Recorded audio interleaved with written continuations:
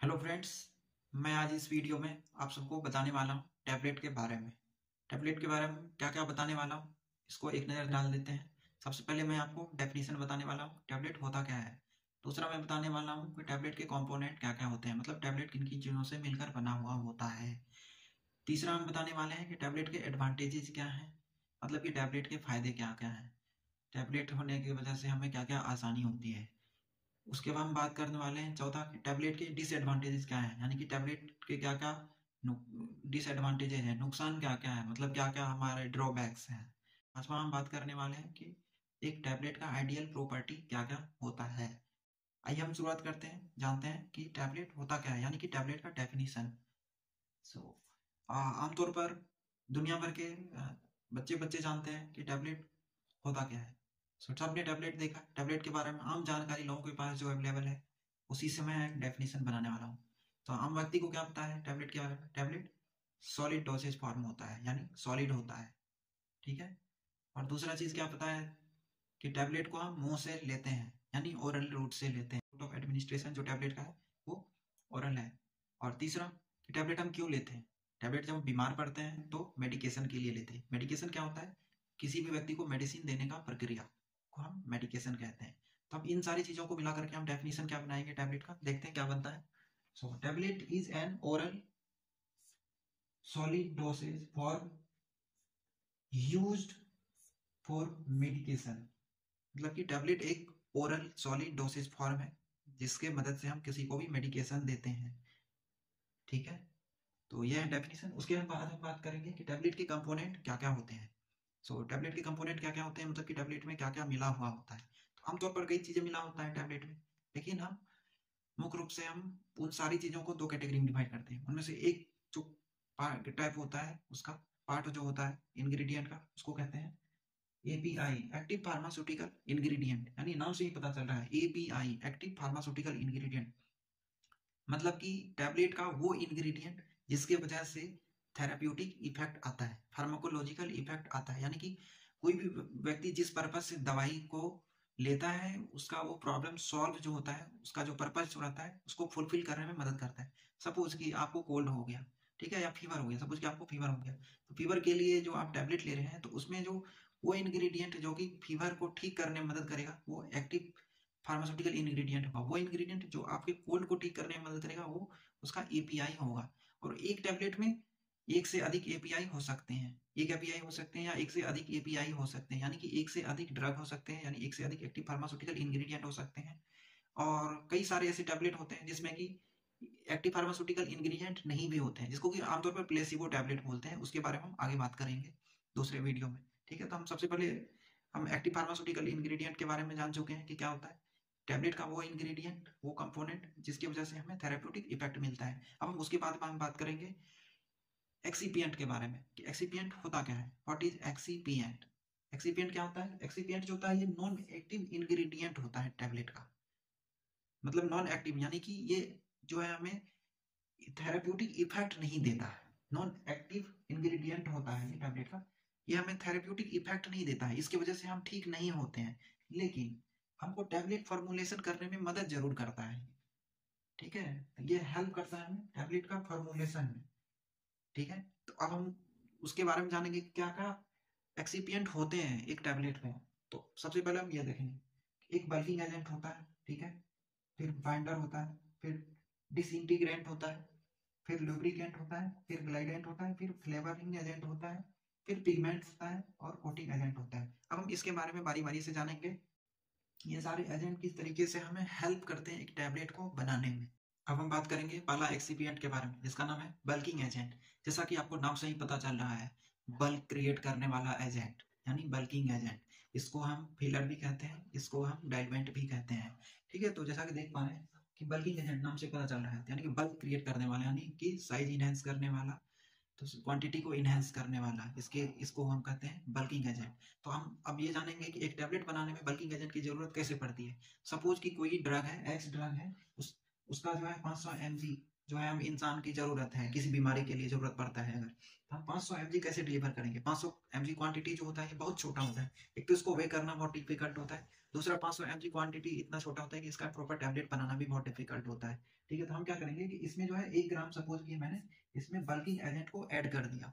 ठीक है, तो 1 ग्राम प्लस 500 mg, तो ये दोनों मिलकर के जो है क्वांटिटी बहुत बड़ा हो जाएगा, यानी कि क्वांटिटी इसका बड़ा हो जाएगा, टैबलेट का साइज भी उससे जो है इंक्रीज हो जाएगा। ठीक है, और इसको जो है टैबलेट को जो एक प्रॉपर शेप भी मिल पाएगा। ठीक है, जो कि एक सिंगल 500 mg जो क्वांटिटी है इसके साथ बहुत ही डिफिकल्ट है कि इसका जो है एक टैबलेट बना पाना। इंसान का जो हम ओरल रूट के जरिए किसी भी डिजीज को ट्रीट करने के लिए हम टैबलेट दे रहे हैं, मेडिसिन दे रहे हैं, तो ये 500 mg का डायरेक्टली अगर दे दें तो वो तो कहीं मुंह में चिपक के रह जाएगा, इसोफेगस में चिपक के रह जाएगा, पहुंचेगा नहीं पहुंचेगा स्टमक में, इंटेस्टाइन में, साइट ऑफ एब्जॉर्प्शन पर पहुंचेगा नहीं पहुंचेगा कोई अता पता नहीं। लेकिन जो है अगर हम इसके साथ मिला करके दे दें तो ये बड़ा साइज हो जाएगा, क्वांटिटी बड़ा हो जाएगा, बड़ा क्वांटिटी का टैबलेट बनाना ईजी है, साइज अच्छा खासा बिल्डअप हो जाएगा और जो है उसको अच्छा शेप भी मिल जाएगा। तो इससे क्या होगा कि ये जो 500 mg जो ड्रग है ये इनके साथ मिल करके एक टैबलेट के फॉर्म में जो है वो हमारे जो है साइट ऑफ एब्जॉर्प्शन पर जो है वहां पर जाकर के ये जो है खुलेगा और जो है वहां पर इतना ड्रग रिलीज हो जाएगा और ये सब जो क्वांटिटी है बल्किंग एजेंट ये एब्जॉर्ब नहीं होगा, ये जो है मतलब कि स्टूल के जरिए ये बाहर आ जाएगा, मतलब एक्सक्रीटरी प्रोडक्ट के तौर पर ये सारी चीजें बाहर हो जाएगा, सिर्फ और सिर्फ यही एब्जॉर्ब होगा। ठीक है, तो इसीलिए हम बल्किंग एजेंट यूज करते हैं। तो 100 बात की एक बात की बल्किंग एजेंट क्यों यूज करते हैं, ताकि टैबलेट को प्रॉपर क्वांटिटी, साइज और शेप मिल सके और उसके मदद से हम छोटे से भी छोटे क्वांटिटी के ड्रग को जो है साइट ऑफ एब्जॉर्प्शन पर डिलीवर कर सके, ताकि वो आगे अपना काम परफॉर्म कर सके। इसीलिए हम इस्तेमाल करते हैं बल्किंग एजेंट का। हमारा नेक्स्ट एक्सिपिएंट है, इसका नाम है बाइंडर और एडिसिव और ग्लू, ये तीनों नाम से इसको जानते हैं। ठीक है, तो अब एक टैबलेट में क्या काम होता है बाइंडर या एडेसिव या ग्लो का, जैसा कि नाम से पता चल रहा है, बाइंडर यानी बाइंड करने वाला, एडेसिव यानी कि किसी भी चीज को पकड़ के रखने वाला, या ग्लू चिपकाने के लिए जो भी यूज करते हैं। तो जैसा कि आप जानते हैं कि हमारा जो रॉ मटेरियल होता है टैबलेट बनाने के लिए वो पाउडर फॉर्म में होता है, यानी कि सॉलिड पाउडर फॉर्म में होता है। तो पाउडर फॉर्म को हम जब एग्रीगेट करते हैं तब जा करके बड़ा सा बल्क साइज का टैबलेट बन पाता है। ठीक है, तो बल्किंग एजेंट प्लस एपीआई यही प्लस अदर एक्सिपिएंट सबको मिला करके जो है मिला करके जब हम टैबलेट बनाते हैं उस वक्त हमें जरूरत पड़ता है बाइंडर का, जो कि जो है सारे के सारे पाउडर को बाइंड करके रख सके, बाइंड करके रखेगा तभी जो है एक प्रॉपर शेप मिल पाएगा, उसको जो है प्रॉपर स्टेबल शेप मिल पाएगा और जो है उसको जो है हम आगे यूज कर पाएंगे टैबलेट के लिए। ठीक है, तो उसका शेप मेंटेन रखने के लिए जो है हमें बाइंडर का जरूरत पड़ता है। ठीक है, तो उसके लिए जो हम कंपाउंड यूज करते हैं बाइंडर के तौर पर वो स्टार्ट फेज यूज करते हैं, एचपीसी यूज करते हैं, पीवीपी यूज करते हैं।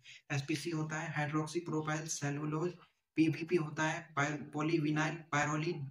ठीक है, तो ये यूज करते हैं। और starch paste most commonly use होता है। स्टार्च पेस्ट आपने सुना होगा, स्टार्च जो है आपने डायलवेंट के भी तौर पर सुना होगा, वहां पर जो है डायलवेंट के तौर पर जो यूज करते हैं, मतलब कि बल्किंग एजेंट के जो तौर पर स्टार्च यूज करते हैं वो सॉलिड फॉर्म में यूज करते हैं, और यहाँ पर जो यूज करते हैं बाइंडर के तौर पर स्टार्च वो पेस्ट के फॉर्म में यूज करते हैं, हल्का सा वाटर मिला करके उसको गर्म पानी में मिला करके जो है स्टार्च को दे देते हैं तो वो पेस्ट बन जाता है और वो काम करता है बाइंडर का। ठीक उसी तरह जैसे कि आपके घर में रोटी बनता है तो आटा का बनता है, आटा पाउडर फॉर्म में रहता है, उसमें हल्का पानी मिला करके आप गोले बना देते हो रोटी का, बाद में उसको प्रॉपरली जिस शेप में आपको रोटी बनाना हो, गोल बनाना हो, हार्ट शेप बनाना हो, ट्रायंगुलर पराठा बनाना हो, वो बना लेते हैं आप। बिल्कुल उसी तरह से ये भी काम करता है बाइंडर। ठीक है, तो उसके लिए जो है ये स्टार्च पेस्ट, एचपीसी, पीवीपी सब कुछ जो है ये यूज होता है जरूर। अब हम बात करने जा रहे हैं डिसइंटीग्रेंट के बारे में। जैसा कि नाम से ही पता चलता है कि डिसइंटीग्रेंट, डिस और इंटीग्रेट मतलब कोई चीज इंटीग्रेटेड है उसको डिसइंटीग्रेट करना यानी तोड़ना, अलग अलग कर देना। तो टैबलेट में हम क्यों यूज करते हैं डिसइंटीग्रेंट, तो जो हम टैबलेट बनाए थे पहले जो बताया कि बाइंडर का इस्तेमाल करके हम रॉ मटेरियल पाउडर को हमने टैबलेट में कन्वर्ट किया। अब जब हम वो टैबलेट को स्टमक में जाएंगे या इंटेस्टाइन में जाएंगे या ट्रैक्ट में, जहां पर भी उसको खुलना होगा वहां पर खुलने के लिए जो है हमें डिसइंटीग्रेंट देते हैं। जब जीआई फ्लूइड के कांटेक्ट में आता है टैबलेट तो डिसइंटीग्रेंट्स के साथ रिएक्ट करके जो है टैबलेट के जो स्ट्रॉन्गनेस जो होते हैं, जो कि बाइंडर की वजह से जो होता है एग्रीगेशन, उसको जो है लूज कर देता है और जो है टैबलेट को जो है ब्रेक कर देता है धीरे धीरे जीआई फ्लूइड के साथ मिल करके, और उसमें से जो है रिलीज ऑफ द ड्रग हो जाता है। तो इसीलिए हमें डिसइंटीग्रेंट की जरूरत पड़ता है। डिसइंटीग्रेंट और बाइंडर दोनों एक दूसरे के ऑपोजिट काम करते हैं। बाइंडर हम जो है जब टैबलेट बनाते हैं तो सारे के सारे इंग्रेडिएंट को एक साथ बाइंड करने में हेल्प करता है और डिसइंटीग्रेट स्टमक में या इंटेस्टाइन के फ्लूइड में जो है जीआई फ्लूइड में कांटेक्ट आने के बाद जो है वो अपना काम करता है। इसीलिए और जो है टैबलेट के छोटे छोटे टुकड़े कर देता है, ब्रेक डाउन में हेल्प करता है और जो है रिलीज ऑफ द ड्रग, और ड्रग फिर रिलीज होने के बाद वो साइट ऑफ एब्जॉर्प्शन पर एब्जॉर्ब करेगा या फिर जीआई ट्रैक्ट में ही कहीं काम करना होगा तो।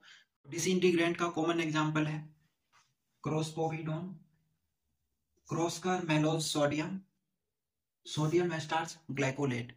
ये 3 बहुत ही कॉमन डिसइंटीग्रेंट है। उसके अलावा भी होते हैं जो आगे हम जानेंगे। एक्सिपिएंट का जिसका नाम है ल्यूब्रिकेंट। ल्यूब्रिकेंट का काम होता है ल्यूब्रिकेट करना, मतलब कि फ्रिक्शन को रिड्यूस करना। फ्रिक्शन को रिड्यूस करने का मतलब कि टैबलेट में अब ये किस तरीके से रिड्यूस करता है फ्रिक्शन। जब टैबलेट बनाते हैं तो बहुत सारे रॉ मटेरियल यूज करते हैं जो कि पाउडर फॉर्म में होता है। उस पाउडर फॉर्म में जो है रॉ मटेरियल के बीच जो है इंटर पार्टिकल फ्रिक्शन को ये रिड्यूस करता है, जिसकी वजह से कॉम्पैक्शन में आसानी होता है, फ्लो प्रॉपर्टी जो होता है इनका इनहेंस होता है और जो है ये टैबलेट बनाने में जो है काफ़ी हेल्पफुल होता है ताकि जो है प्रॉपरली जो है उनको साइज मिल सके, शेप मिल सके और कॉम्पैक्शन अच्छा हो सके, वाइट्स ना हो, टैबलेट का इंटर पार्टिकल स्पेसिस कम हो। हम कॉमनली यूज्ड ल्यूब्रिकेंट जो है उसका नाम है जैसे कि टैल्क है, मैग्नीशियम एस्टियरेट है, एसिटिक एसिड। ग्लाइडेंट, ग्लाइडेंट का क्या होता है ग्लाइडिंग करने में हेल्प करना। ग्लाइडिंग बोले तो दो चीज को एक दूसरे के ऊपर फिसलने में मदद करना, दो चीजों के बीच का फ्रिक्शन को रिड्यूस कर देना। तो ये जो है सुनने में थोड़ा थोड़ा इसका जो फंक्शन जो है ल्यूब्रिकेंट जैसा ही है, पर ये जो है थोड़ा डिफरेंट वे में काम करता है। एक्चुअली ये जो रॉ मटेरियल जो हम यूज करते हैं टैबलेट बनाने के लिए इतने सारे पाउडर फॉर्म में, तो ये जो है वो जो रॉ मटेरियल जो पाउडर्स जो होते हैं बनाने के लिए यूज करते हैं उसके और मशीनरी चीजों के बीच फ्रिक्शन को रिड्यूस करने में हेल्प करता है। यानी कि पाउडर की प्रॉपर्टी जो होता है मशीन के अलग अलग हिस्सों में इसको बढ़ा देता है, फ्लो प्रॉपर्टी को बढ़ा देता है ताकि जो है कहीं पर भी मशीन में जो है पाउडर ना चिपका रह जाए, उसके बाद डोज में यूनिफॉर्मिटी मेंटेन रहे। इसके लिए जो है हम ग्लाइडेंट का इस्तेमाल करते हैं। तो ग्लाइडेंट के लिए कॉमनली यूज होने वाले जो कंपाउंड हैं उसमें सिलिकॉन डाइऑक्साइड, टैल्क और मैग्नीशियम एस्टीरिएट का जो है बहुत ही कॉमनली यूज है। मैग्नीशियम एस्टीरिएट और टैल्क जो है ये लुब्रिकेंट के भी तौर पर यूज होता है, तो इसमें कंफ्यूज नहीं होने का है। जो है स्वीटनर्स एंड फ्लेवरिंग एजेंट, तो इसका इस्तेमाल होता है, स्वीटनर्स का इस्तेमाल होता है किसी भी बीटर ड्रग के टेस्ट को मास्क करने के लिए। जैसे कि कोई भी ड्रग है, स्पेशली ऐसा फॉर्मुलेशन जिसको कि आप मुंह से चबा करके खाने वाले, सपोज कि आप डाइजिन कंज्यूम करते हो जो कि आप मुंह में लेकर के कंज्यूम करते हो, या विटामिन सी का टैबलेट होता है, तो अगर ड्रग अनपेटेबल है, टेस्ट उसका अच्छा नहीं है, तो उसके लिए हम क्या करते हैं, तो उसका टेस्ट मास्किंग के लिए स्वीटनिंग एजेंट यूज करते हैं। साथ ही साथ जो है फ्लेवरिंग एजेंट भी यूज करते हैं ताकि उसका जो है एक्सेप्टेशन बढ़े, पेशेंट कंप्लायंसेस इंप्रूव हो, ताकि कोई भी जो है बेकार टेस्ट वाले, ऐसा टेस्ट जिसका कि मतलब पंजन टेस्ट हो या बेकार टेस्ट हो, जो कि एक्सेप्टेबल टेस्ट नहीं हो, उनको जो है फ्लेवरिंग एजेंट और स्वीटनर्स के जरिए जो है उसको अच्छा टेस्ट किया जा सके, बीटर टेस्ट, अनएक्सेप्टेबल टेस्ट को मास्क किया जा सके और जो है पेशेंट कंप्लायंसेस को इम्प्रूव किया जा सके। तो उसके लिए हम यूज़ करते हैं फ्लेवरिंग एजेंट में, चाहे लेमन फ्लेवर, ऑरेंज फ्लेवर, इस तरीके के फ्लेवर्स यूज होते हैं। स्वीटनर्स में जो है चाहे एस्पार्टेम हो या जो है सुक्रोज हो, कई तरह की चीज़ें यूज होते हैं। पिगमेंट यानी कलरिंग एजेंट, कलरिंग एजेंट का इस्तेमाल करते हैं टैबलेट को एक अट्रैक्टिव कलर देने के लिए, ताकि उसका जो है अट्रैक्टिवनेस इनहेंस हो, पेशेंट एक्सेप्टेबिलिटी बढ़े, लोगों को ये लगे कि हाँ भाई अच्छा क्वालिटी का प्रोडक्ट है। क्योंकि होता कई बार है, कई लोगों को लगता है कि टैबलेट का कलर अच्छा नहीं है, अट्रैक्टिव नहीं है तो इन्फीरियर होगा, पर ऐसा होता नहीं है। लेकिन पेशेंट की एक्सेप्टेबिलिटी को बढ़ाने के लिए और जो है एक अच्छा अट्रैक्टिव पैकेजिंग के लिए, अच्छा फॉर्मुलेशन के लिए उसमें कलरिंग एजेंट का भी इस्तेमाल करते हैं। ठीक है, जिसमें कि most commonly use colouring agent है टाइटेनियम डाइऑक्साइड, जो कि नॉर्मली व्हाइट कलर देती है। कोटिंग एजेंट, जैसा कि नाम से ही पता चल रहा है, ये किसी भी चीज को कोट करने के लिए इस्तेमाल जिससे करते हैं उसे कहते हैं कोटिंग एजेंट। तो हम टैबलेट में जो कोटिंग एजेंट यूजुअली इस्तेमाल करते हैं वो होता है सेल्यूलोज और HPMC।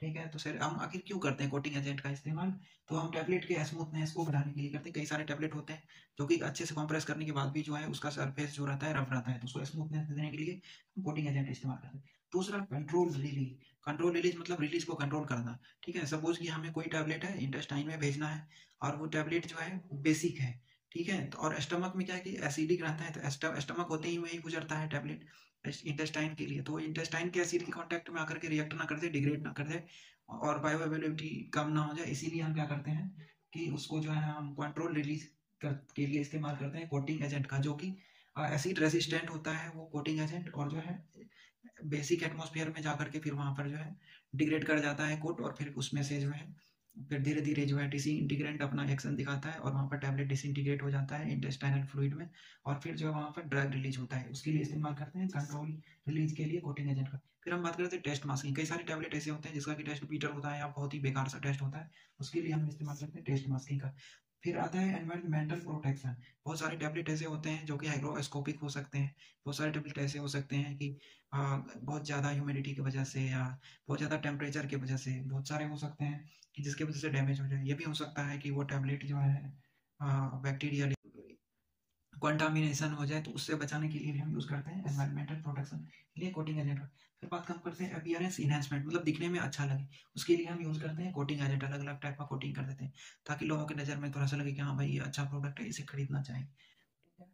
तो ये हमारा हो चुका है एक्सीपिएंट वाला part complete. Ideal properties of tablet, यानी कि टैबलेट होना कैसा चाहिए, तो हम आइए देखते हैं।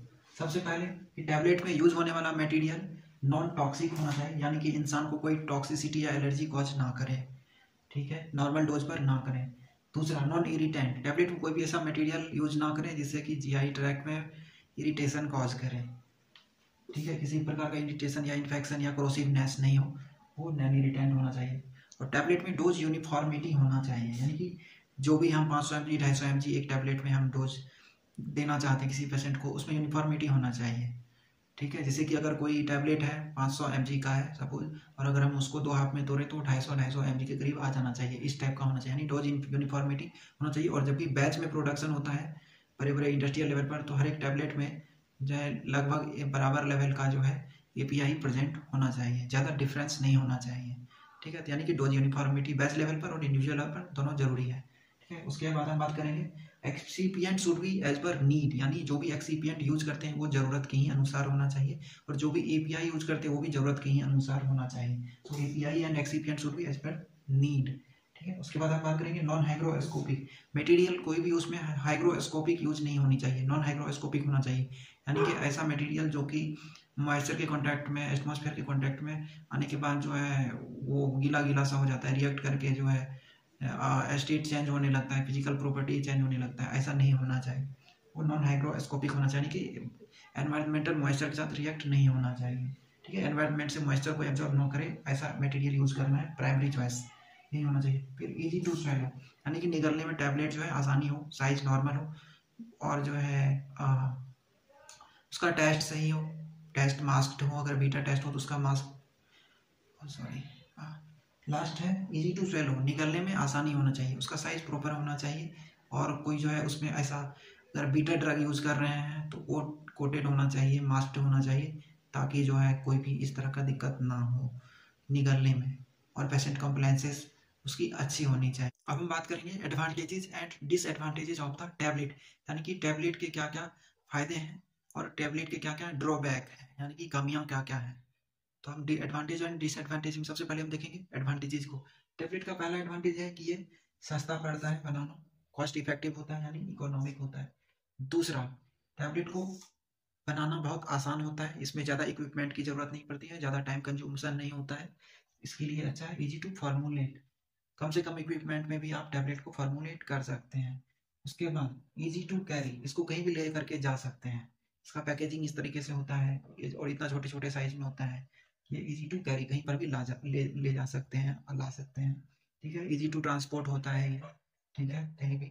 उसके बाद इजी फॉर मेडिकेशन, किसी भी इंसान को मेडिसिन देना हो तो सबसे इजी होता है इसके जरिए देना, टैबलेट के जरिए देना, ठीक है। उसके बाद हम करेंगे इसमें डोज एक्यूरेसी मेंटेन रहता है, ठीक ठाक, मतलब गुड रहता है इसका डोज एक्यूरेसी, ठीक है। अब हम बात करेंगे डिसएडवांटेजेस का। तो टैबलेट जो है हम इन्फेंट को नहीं दे सकते, मतलब नवजात बच्चे को नहीं दे सकते हैं हम, या कोई अनकॉन्शियस पेशेंट है, कोई कोमा में है, या फिर जो है किसी का थ्रोट पैरालाइज्ड है, तो ऐसे व्यक्ति को जो है हम टैबलेट मतलब देने में काफ़ी दिक्कत आएगा, वो व्यक्ति जल्दी एक्सेप्ट नहीं कर सकता है, ठीक है। दूसरा कि फर्स्ट पास मेटाबॉलिज्म हो जाता है लीवर में, यानी कि लीवर में जो है ड्रग ओवरल रूट के जरिए जो भी देते हैं वो ड्रग एब्जॉर्ब होने के बाद जो है वो लीवर में जो है वो डिग्रेड हो जाता है फर्स्ट मेटाबॉलिज्म, या फिर स्टमक में या इंटेस्टाइन में एसिडिक इफेक्ट की वजह से या एंजाइमेटिक इफेक्ट की वजह से डिग्रेड हो जाता है, तो इसकी वजह से बायो अवेलेबिलिटी कम हो जाता है। बायो अवेलेबिलिटी होता है कि availability of the drug at site of the action और systemic circulation at particular time, ठीक है, तो वो कम हो जाता है अवेलेबिलिटी ऑफ द ड्रग। उसके बाद जो है हम इमरजेंसी में जो है ये टैबलेट किसी को नहीं दे सकते हैं, क्योंकि काम करने का जो तरीका है इसका स्लो है, धीरे है, तो हम इमरजेंसी में नहीं दे सकते हैं। इमरजेंसी में हम प्रेफर करते हैं इंट्रा वीनस रूट को हम प्रेफर करते हैं, इसीलिए तो टैबलेट को हम नहीं दे सकते। इस तरीके से काफ़ी टाइम लग जाएगा। वीट फॉर्म में जो ड्रग होता है वो टैबलेट के जरिए हम नहीं दे सकते हैं, ये भी एक डिसएडवांटेजेस है।